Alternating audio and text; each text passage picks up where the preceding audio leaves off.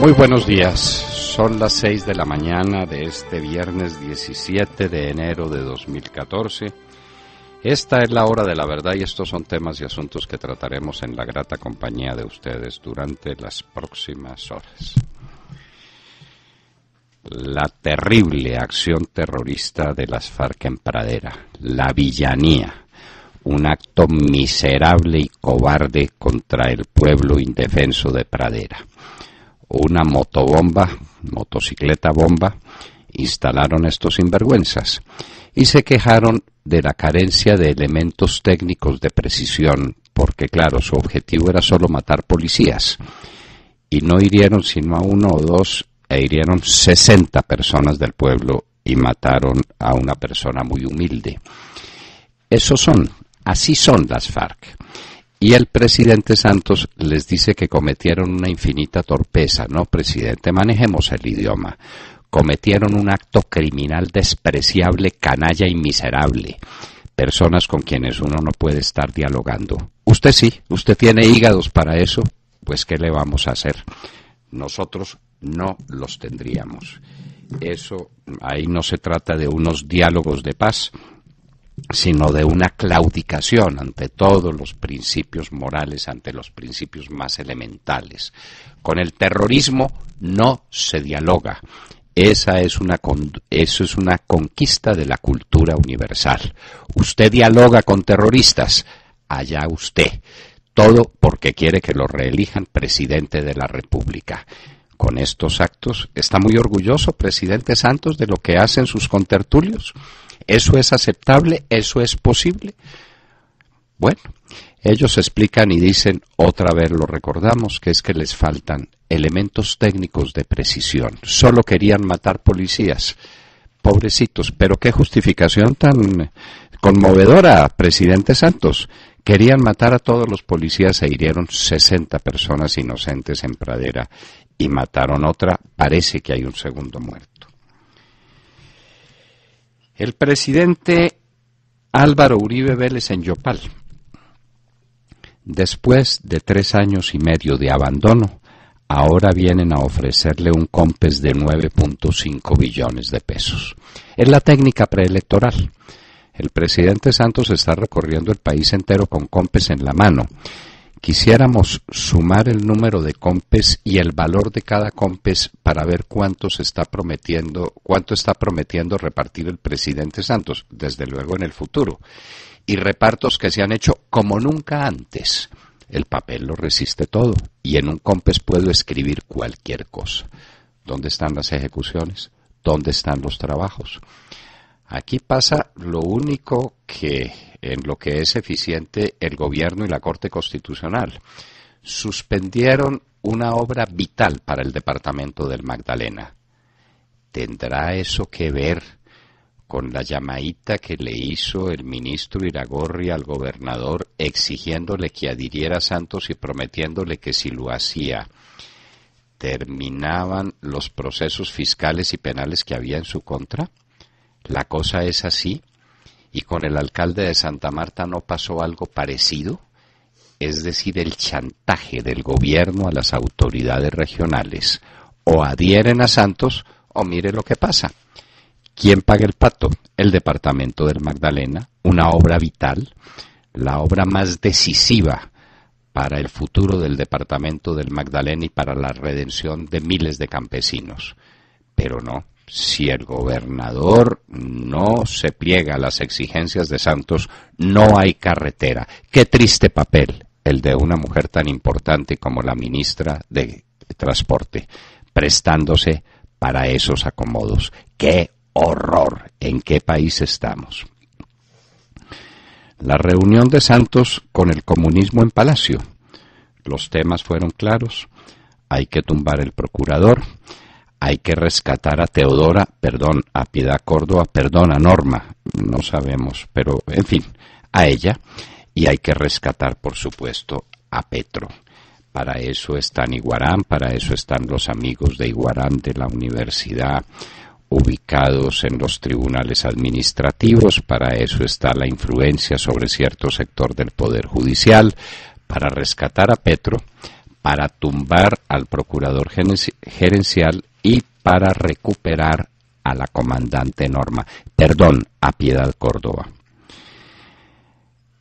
La farsa de Petro. El lunes se reunirá el tribunal en pleno y sabremos cuál es la opinión del tribunal en pleno. Nosotros seguimos con nuestras inquietudes. ¿Por qué agencia oficiosa?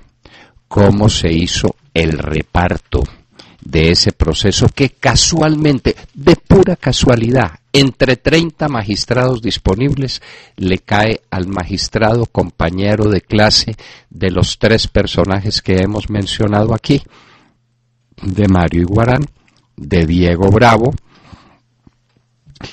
y por supuesto, del magistrado al que le tocó el acto. De manera que ahí está la rosca toda completa. El procurador ha dicho lo que tiene que decir. Lo que está suspendido con este acto de suspensión provisional es la ejecución de la destitución contra Petro. El procedimiento no está suspendido y hay en marcha una notificación y la notificación procede y están corriendo los días para la notificación. El acto no será ejecutado sino en la medida en que se resuelva el tema de la tutela, en que se resuelva la patraña esta que montaron entre Iguarán y su amigo el magistrado. Todo eso pues para agradecer el magistrado, para agradecer entre otras el nombramiento de su esposa en el acueducto de Bogotá por parte de Diego Bravo, el otro compañero de clase. Es que esto pues es una cosa que se tramite entre compañeros. Qué dolor de patria nos produce.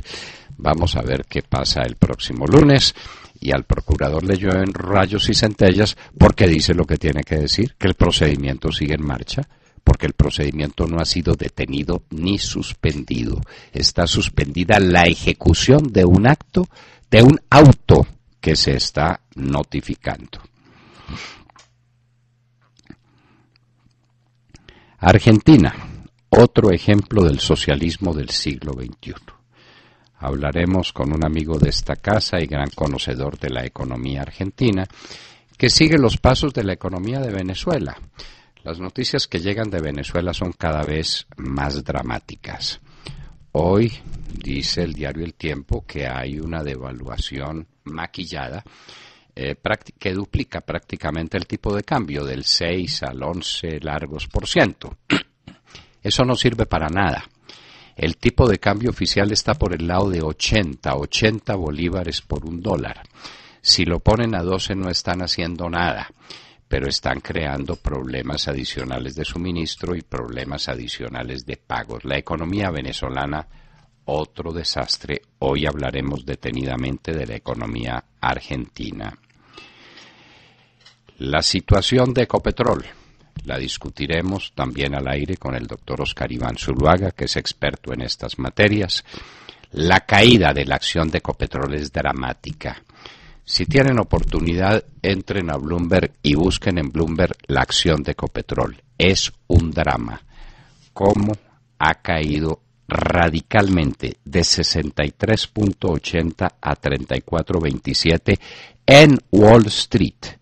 Esto no es acá, es en Wall Street, casi a la mitad, con un retorno negativo del 38.64. Muestran esas cifras y dicen, ahora, ¿quién quiere invertir en esa compañía? Respuesta, nadie.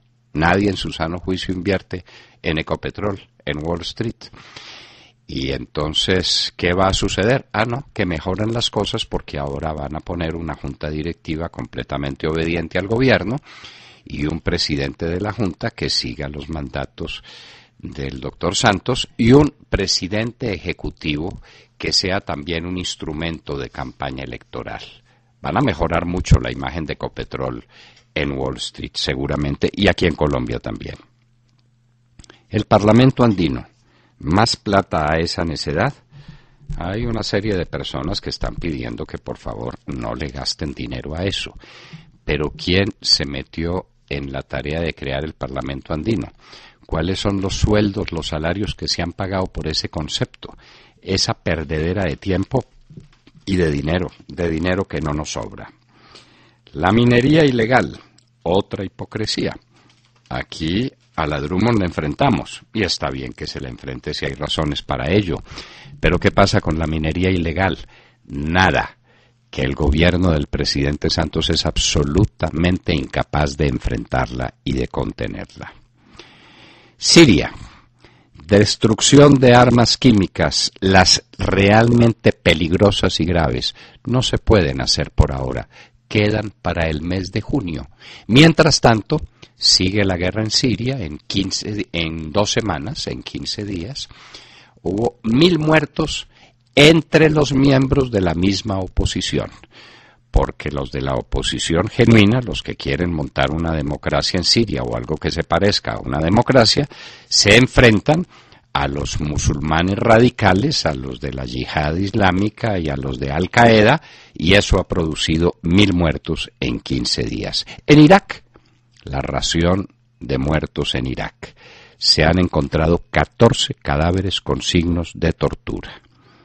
Ohio, Estados Unidos, pena de muerte. Ya ni siquiera son eficientes para matar. Le pusieron una inyección letal a un condenado a muerte y estuvo en un proceso de agonía y de convulsiones y de jadeos durante 10 minutos. Una crueldad infinita. La pena de muerte es una pena durísima, pero es inaudito que ensayen una droga letal que produce semejantes efectos. Genocidio a la vista en la República Centroafricana, dice Ban Ki-moon, nadie lo oye. Peligroso incendio forestal en Los Ángeles, California. Lo que tiene de novedoso es que sea en pleno invierno. Ha sido el invierno más seco en California en muchos años. El deprimido de la calle 94 en Bogotá está marchando muy bien, dice el IDU. Lo que no dice es que hay plata hasta el mes de junio, y en junio se para. O sea que esto va a ser otro elefante blanco, algo parecido al Transmilenio de Soacha.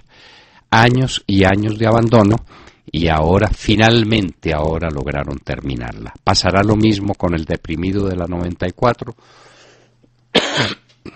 Y en Hoy en la Historia, año de 1817, un día como hoy, en medio de grandes solemnidades, misas, bailes, fiestas, el pueblo de Mendoza despide a las tropas del general San Martín, 5.000 hombres que iniciarán la dura tarea de remontar los Andes y caer sobre Chile para enfrentar al ejército realista. El paso de los Andes por San Martín se los contaremos a ustedes.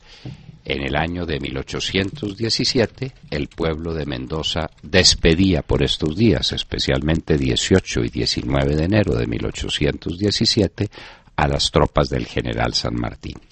De todo esto y de mucho más hablaremos con ustedes en las próximas horas, en la Hora de la Verdad. Muy buenos días a todos, aunque no son buenos días para el municipio de Pradera, en el Valle del Cauca, que sufrió ayer un terrible ataque terrorista del grupo de las FARC, el mismo que está sentado en La Habana y dice estar interesado en la paz. 50 kilos de amonio mezclado con pentolita a unos 100 metros de la estación de policía y cerca del costado izquierdo de la casa donde funciona la alcaldía, pues fue activada con un teléfono celular cuando casi un centenar de personas hacían compras en los almacenes vecinos. Una persona muerta, un humilde carretillero, entiendo que fue conocido en la zona, y 24 heridos, 4 de ellos de gravedad. Lo increíble es la justificación de las FARC, quienes desde La Habana dijeron que esas cosas son del conflicto, ¿no? Y que su objetivo era la policía y no la población indefensa que en esos momentos caminaba desprevenida. Rodrigo Granda dijo que su grupo terrorista no ataca a la población civil como norma y que la culpa es del armamento no convencional que a veces se desvía y causa daños involuntarios. Increíble.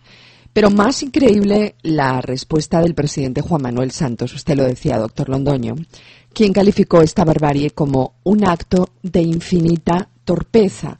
dijo también que es irracional y contradictorio, como si el terrorismo fuera racional o pudiera explicarse. La pregunta es quién de verdad está demostrando torpeza. El grupo terrorista de las FARC, que fiel a su esencia mata, recluta, extermina, bueno, podríamos seguir diciendo todas las cosas que ellos hacen. O el gobierno, que ingenuamente cree en la palabra de ese grupo terrorista y diseña un nuevo país siguiendo las sugerencias de estos personajes y come cuento, como dicen ustedes en colombiano, come cuento. ¿Quién es el más torpe?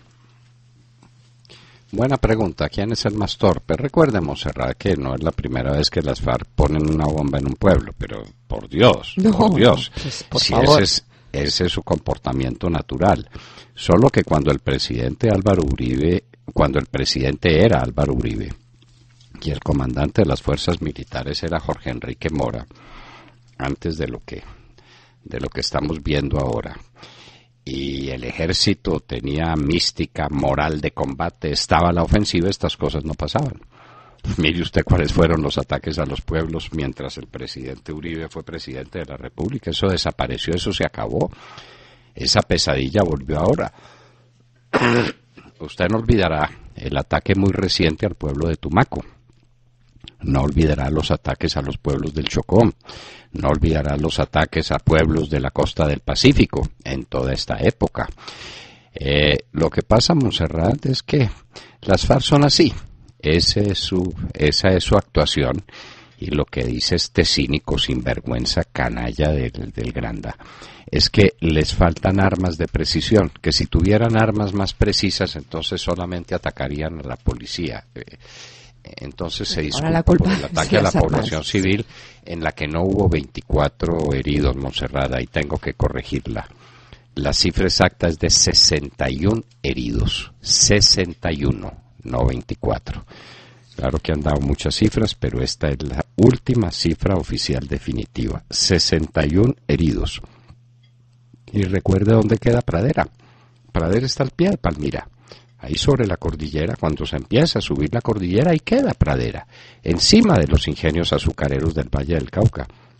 A dos pasos. Esto no fue en la mitad de la selva, en la mitad de la nada. Es que como a las FARC le han dado todas las ventajas y todas las posibilidades, como están sentados en la mesa con ellos, como se abrazan y toman tinto con ellos, el doctor de la Calle y el doctor Sergio Jaramillo, entonces les han dado espacio para llegar hasta Pradera, es decir, a las goteras de Cali.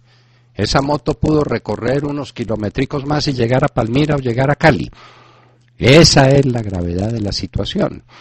Y entonces no son malos días para la gente de Pradera, son malos días para la gente de Colombia, que tiene que soportar las torpezas y contradicciones, no de las FARC, del gobierno del presidente Santos.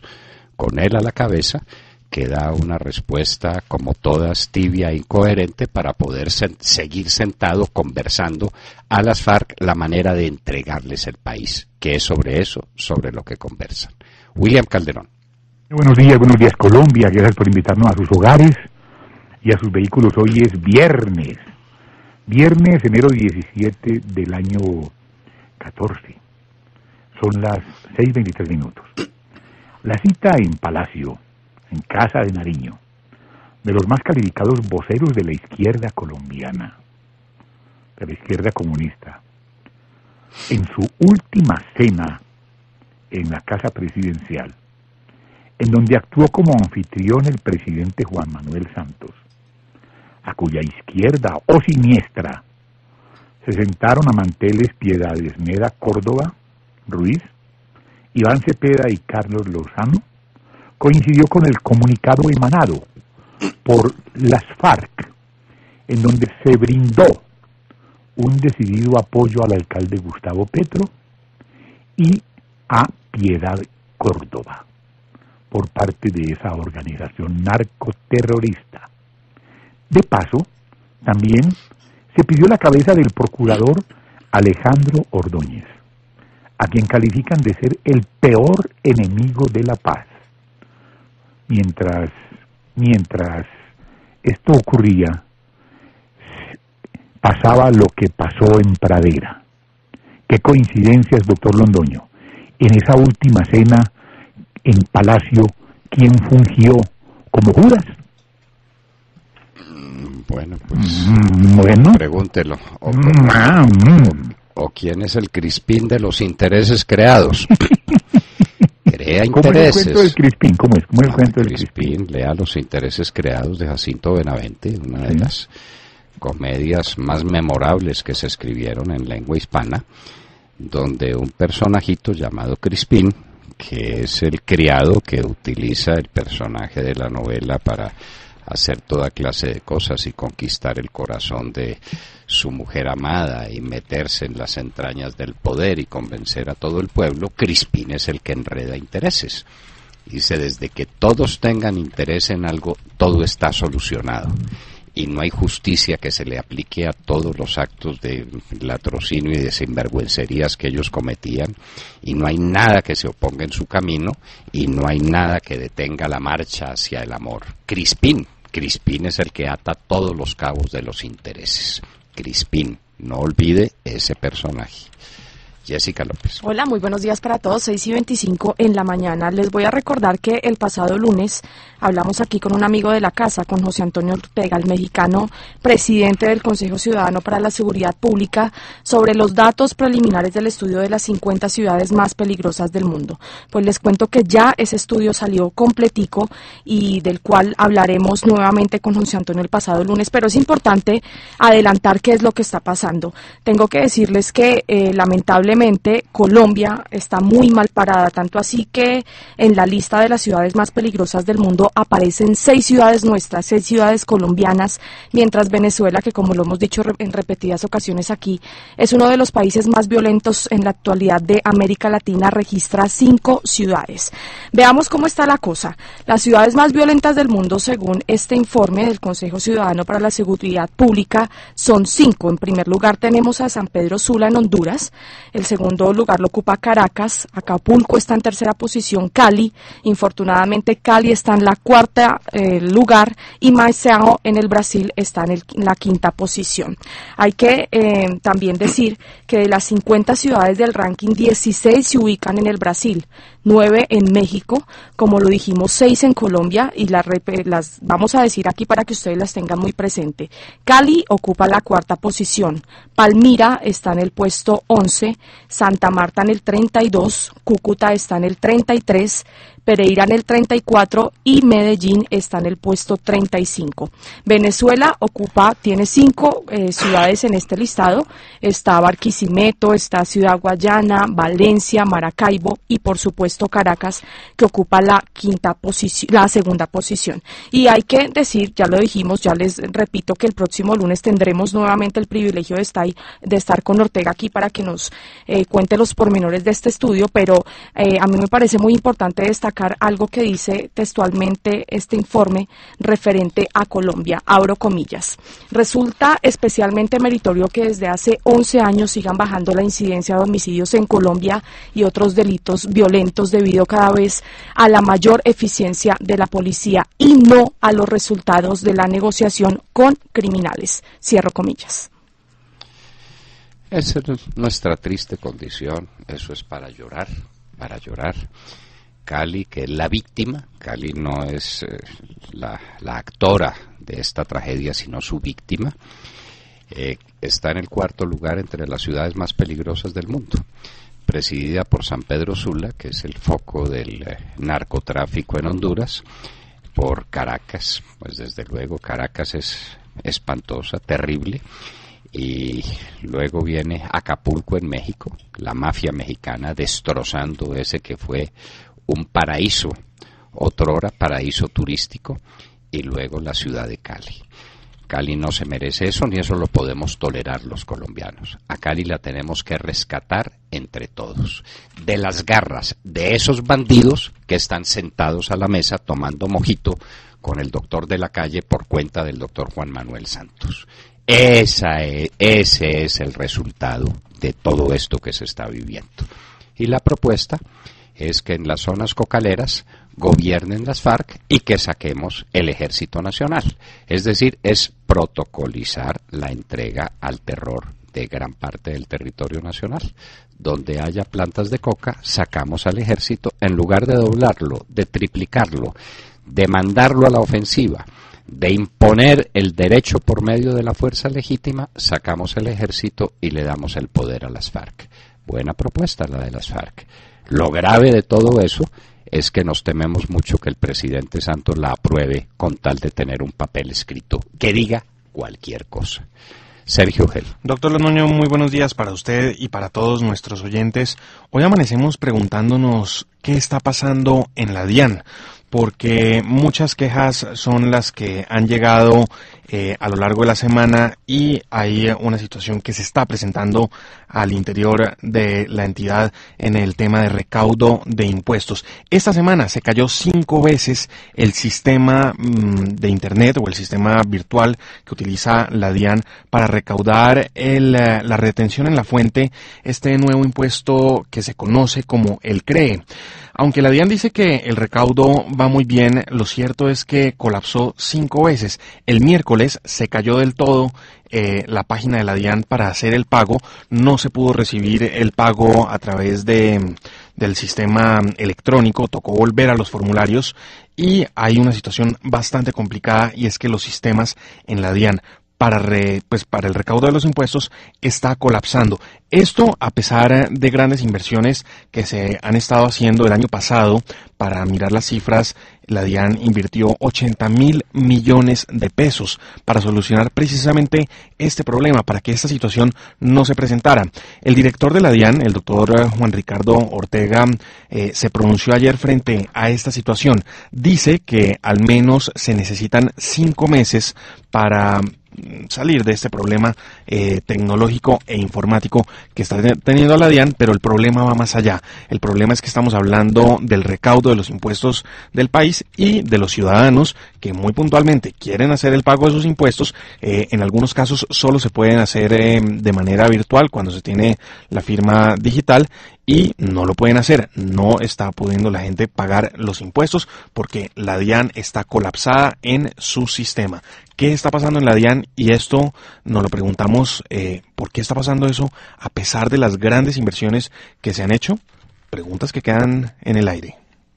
Un tratado de hacienda pública, cualquiera, de cualquier profesor americano, europeo, nuestro profesor Esteban Jaramillo, o inclusive una obra interesante de Juan Camilo Restrepo sobre el particular.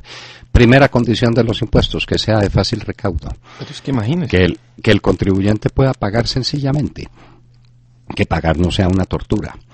Pues estos procedimientos se están conduciendo a una tortura. Uno quiere pagar, uno quiere cumplir y la página está caída. La página está demorada, la página no aparece, contradicciones tecnológicas. Es decir, esto es un tema de fondo, El director de la DIAN es un hombre muy inteligente y tiene que saber que estos asuntos, estas cosas que pasan, no se tapan con más cifras diciendo es que el recaudo viene muy bien. No, si los ciudadanos están inconformes porque van a pagar y no pueden pagar, ahí hay una cosa grave, muy grave, que tiene que corregirse y de inmediato. Alejandro Ramírez. Buenos días a los oyentes de la Hora de la Verdad. Hoy los saludamos con la noticia sobre los cuestionamientos jurídicos a las medidas cautelares otorgadas por el magistrado José María Armenta en torno a una providencia que no ha entrado en vigencia. El Procurador General de la Nación, Alejandro Ordóñez, advirtió ayer que las medidas cautelares sobre la destitución del alcalde de Bogotá fueron decretadas a pesar de que la providencia no ha entrado en vigencia, dado que no ha sido notificada. En consecuencia, los efectos de la destitución e inhabilidad de 15 años al mandatario del distrito solo aplican con la orden de su ejecución por parte del presidente de la República, y por tanto la suspensión que ordenó el magistrado Armenta solo puede producirse luego de la citada notificación, proceso que, insistió Ordóñez, no se ha finiquitado. Esta etapa final terminaría el próximo 29 de enero, que es la fecha en la que se desfijará el edicto en el que se da cuenta de la decisión, si es que el alcalde no se notifica personalmente. En rueda de prensa, el procurador reiteró que tiene las competencias para decidir sobre la continuidad del alcalde y frente a la medida cautelar proferida por el magistrado José María Armenta, argumentó que contraría las decisiones de la Corte Constitucional, en referencia a la jurisprudencia que se sentó por este tribunal en el caso de la destitución e inhabilidad de la ex senadora Piedad Esneda Córdoba Ruiz, quien también ha acudido a la Corte Interamericana para discutir la medida impuesta por el procurador. La Corte Constitucional sentó jurisprudencia en aquella ocasión, en relación con el artículo 23 de la Convención Americana sobre Derechos Humanos, que alude a la condena por juez competente en proceso penal, afirmando que la misma Corte Interamericana también avala las sanciones administrativas bajo las garantías del debido proceso. Nos sorprendió el pronunciamiento del fiscal general de la Nación, Eduardo Montealegre, quien acusó a la Procuraduría de no reconocer los efectos vinculantes de las decisiones de la Comisión Interamericana de Derechos Humanos. Mientras hay algunas autoridades que quieren desconocer las decisiones del Sistema Interamericano de Derechos Humanos, nosotros en la Fiscalía estamos institucionalizando el discurso de protección de los derechos humanos, dijo el fiscal. Doctor Londoño, tendremos a Petro corriendo a notificarse luego de la renuencia a hacerlo desde que conoció la parte resolutiva del fallo. Bueno, claro que no se va a notificar personalmente, pero el tema es este para que nuestros oyentes no se pierdan en este laberinto, Alejandro. Tenemos que ser claros. Hay un procedimiento en marcha, hay una notificación que se está surtiendo sobre un acto que suspendieron sin conocerlo. Eso es lo más aberrante que ha pasado en la historia del derecho colombiano. La pregunta es, ¿el procedimiento de notificación se suspende? ¿Se interrumpen los términos para notificar el acto? Por supuesto que no. El procedimiento sigue su curso. Lo que está suspendida es la aplicación, lo que llamamos los abogados la ejecutoriedad del acto. El acto no se podrá ejecutar sino en la medida en que se resuelve el tema de la tutela. El Tribunal de Cundinamarca se reunirá el lunes, los 30 magistrados se reunirán el lunes para el efecto. Pero mientras tanto, los términos corren y la notificación se quedará cumplida por edicto y todo el procedimiento quedará debidamente surtido el 29 de enero. Si para esa fecha la tutela no está vigente, el señor Petro queda automáticamente fuera de funciones y el presidente de la República tiene la obligación, no la alternativa, la obligación de nombrar un alcalde interino. Si estuviera pendiente la suspensión del acto o la tutela prosperare y entonces ya desapareciera la Procuraduría y la Contraloría y todo el orden disciplinario del país por cuenta de una tutela, pues entonces estaríamos ante un universo distinto. Y es muy Pero importante, le repito, doctor, el procedimiento sigue su marcha.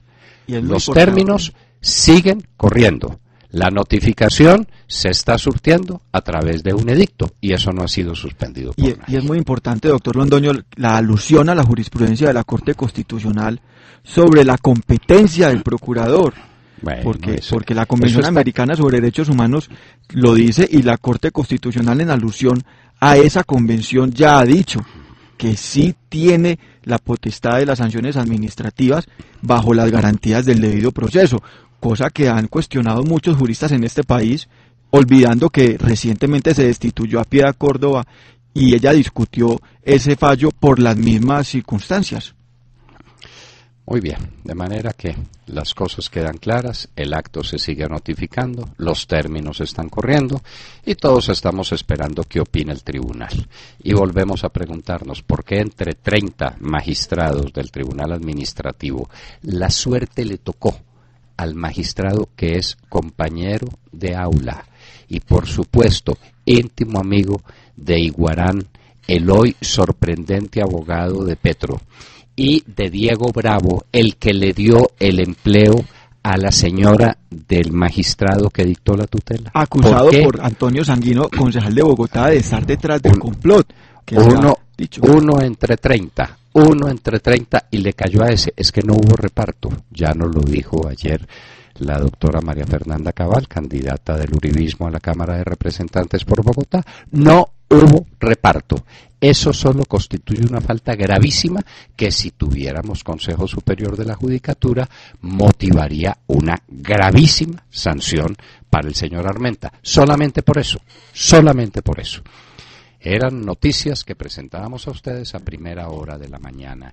Y en un minuto estará con nosotros Óscar Iván Zuluaga, el candidato a la presidencia de la República por el Centro Democrático que dirige, inspira y es el gran autor de todo este proceso político, Álvaro Uribe Vélez. Y recuerden que estamos saludando la mañana con una deliciosa taza de café de